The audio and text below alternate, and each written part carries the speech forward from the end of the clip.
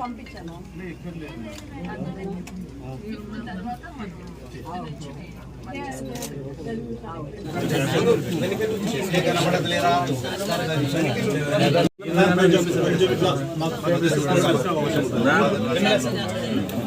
చాలా మంది ఉన్నారు.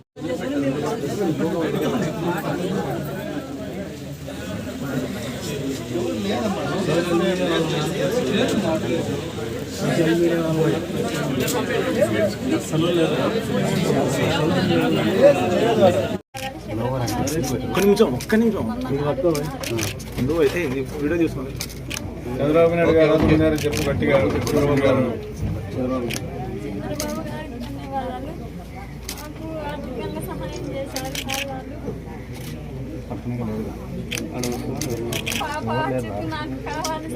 తీసుకోబోయే తీసుకో చూద్దాం ప్లీజ్ చూద్దండి కొంచెం.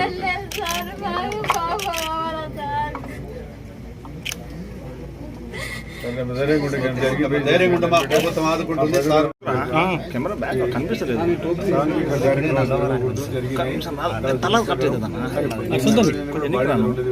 కాదంటే పక్కనే కృష్ణా రివర్ ఉంది కాబట్టి మనం చాలా సంఘటన జరిగినాయి గతంలో కూడా. కాబట్టి అవన్నీ కూడా ఇది అందులో ఇది ఒకటి. కాబట్టి ఈ రోజు ఆ అమ్మాయి బాడీ దొరికేంత వరకు మనం అనుకున్నాము. కానీ ముఖ్యమంత్రి ఆదేశాలు చెక్కించి కూడా 10 రోజులు కలెక్టర్ చెప్పి అది ముఖ్యమంత్రి ఆదేశాల ప్రకారం నేను జనార్దన్ రెడ్డి గారి ఇక్కడ గ్రామం రావడం జరిగింది. మాతో పాటు ఎంపీ గారు చంద్రబాబు గారు అదే మరి విజయశ్వర గారు కూడా రావడం. మరి కుటుంబాన్ని మరి పరామర్శించాలని చెప్పి ముఖ్యంగా వచ్చాం. మరి ఉండే 2 బిడ్డలు పుట్టిన పాప అయితే ఈ అమ్మాయి కానీ చిన్న అమ్మాయి, ఈ అమ్మాయి కానీ చిన్న అమ్మాయిని కూడా రేపు చేశారంటే ఇంత దుర్మార్గులు చెప్పాలా. వాళ్ళు కూడా మైనర్లు, వాళ్ళు కూడా మెచ్యూరిటీ లేదు. ఏదేమైనా సరే దీని వెనకాల కూడా వాళ్ళ కుటుంబ సభ్యులు కూడా ఎవరో వెనకాల ఉన్నట్టున్నారు. వారిని అడిగితే కానీ గట్టిగా అడిగితే కానీ ఈ విషయాలు బయటికి రావు. ఎందుకంటే పిల్లలు అయితే ఆ శవాన్ని ఏం చేశారో మనకు తెలుసు. కాబట్టి కొత్తగా ఎస్పీ గారు వచ్చారు కాబట్టి దీని వెనకాల ఎవరు ఉన్నారో మీరు వెతికి తీసి ఎంతటి వాడైనా సరే వాడు ఏ వాడైనా సరే దాని బాధ్యత ఎస్పీ గారు స్వీకరించి దాన్ని ఇమీడియట్గా టేకప్ చేసి దాన్ని దోషులు ఎవరైతే ఉన్నారో కఠినంగా శిక్షించమని ముఖ్యమంత్రి గారి ఆదేశాలు కూడా ఉన్నాయి. దీన్ని తూచా తప్పకుండా ఎస్పీ గారు పాటిస్తారు. త్వరగా ఎస్పీ గారి మీద నాకు నమ్మకం ఉంది. ఆ దోషులు బయట తీసి వెతికి తీసి వారిని కఠినంగా శిక్షించిన బాధ్యత ఉంది. కాబట్టి ఈ చిన్నపిల్లలు కూడా చదువు చెప్పించిన బాధ్యత కూడా మేము తీసుకున్నాం, ప్రభుత్వం తీసుకుంది. చంద్రబాబు నాయుడు గారు చెప్పడం జరిగింది. పిల్లలు కూడా చదువు చెప్పింది. ఆ ఇండ్లు కూడా వారికి మరమ్మతు చేసి చెప్పి కలెక్టర్ గారు ఆదేశించాం. ఆ ఇండ్లు కూడా మరమ్మతు చేసి వారికి కుటుంబ కావచ్చు ఏదైనా నిరాధార ఈ బిడ్డకు ఏదైనా బరి కల్పించమని కలెక్టర్ గారు కూడా చెప్తారు. కుటుంబ పోషణ కోసం వారు కూడా అనుకోవడానికి కూడా ప్రభుత్వం ముందుకు వచ్చిందని చెప్పి తెలియజేస్తాము.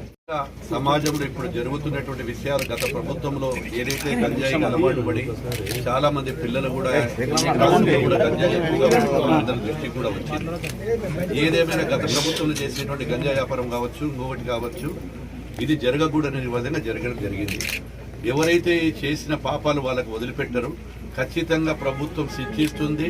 వారికి తగిన శిక్ష ఇచ్చి వేస్తేనే భవిష్యత్తులో కూడా ఎవరైనా ఇటువంటి కార్యక్రమాలు కానీ పోవాలంటే కూడా భయపడే విధంగా శిక్షలు కూడా చేయాలనేటువంటిది మా ముఖ్యమంత్రి గారు కూడా ఆలోచన చేస్తూ ఉన్నారు. ముఖ్యంగా ఈ కుటుంబాన్ని ఆదుకోవాలి. ఈ యొక్క తల్లి ఆవేదన, తండ్రి ఆవేదన, ఇంకా 2 పిల్లలు చూస్తుంటే హృదయం కలిచివేస్తూ ఉంది. ఏంటి సమాజంలో ఈ విధంగా ఇంత చిన్న పిల్లల మీద ఈ విధంగా జరుగుతూ ఉన్నాయా? అది జరిగిన విధానమే కాకుండా ఆ యొక్క బాడీని కూడా లేకుండా తల్లిదండ్రులకు అక్కడ చూపు కూడా లేకుండా చేయడం అనేది చాలా దుర్మార్గము. దీని వెనక ఎంత పెద్దగా ఉన్నటువంటి ఎటువంటి వాళ్ళైనా ఎవరైనా కొత్తగా వచ్చినటువంటి ఎస్పీ గారు వచ్చారు, కలెక్టర్ గారు వచ్చారు, దీంట్లో న్యాయం చేస్తాము.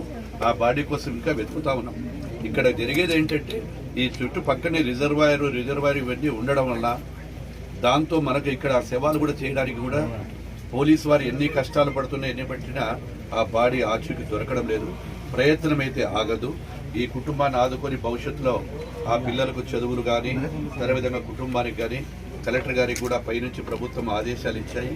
ఆ ఆదేశాల ప్రకారం కూడా వారికి న్యాయం జరుగుతుంది. భవిష్యత్తులో ఇలాంటివి జరగకూడదని చెప్పి మనం కూడా రాబోయే కాలంలో పిల్లలకందరికీ కూడా మోటివేషన్ చేయాల్సినటువంటి బాధ్యత ప్రజలకు ఉంది. ప్రింట్ మీడియా వారికి కూడా బాధ్యతలు ఉన్నాయి. చాలామంది కొన్ని పత్రికల్లో రాశారు ఏదో ఇక్కడ రాలేదు, వారు రాలేదు అని. ఎందుకంటే నిత్యము మేము కలెక్టర్ గారు, ఎస్పీ గారితో మాట్లాడుకుంటూ ఎక్కడ ఏం జరుగుతుంది అనేది కూడా పరిశీలిస్తున్నాం. వారందరినీ కూడా రివ్యూ చేసుకుంటా ఉన్నాం. ఏది ఏమైనా ఇది జరిగినందుకు మేము కూడా చాలా బాధాకరంగా ఉంది.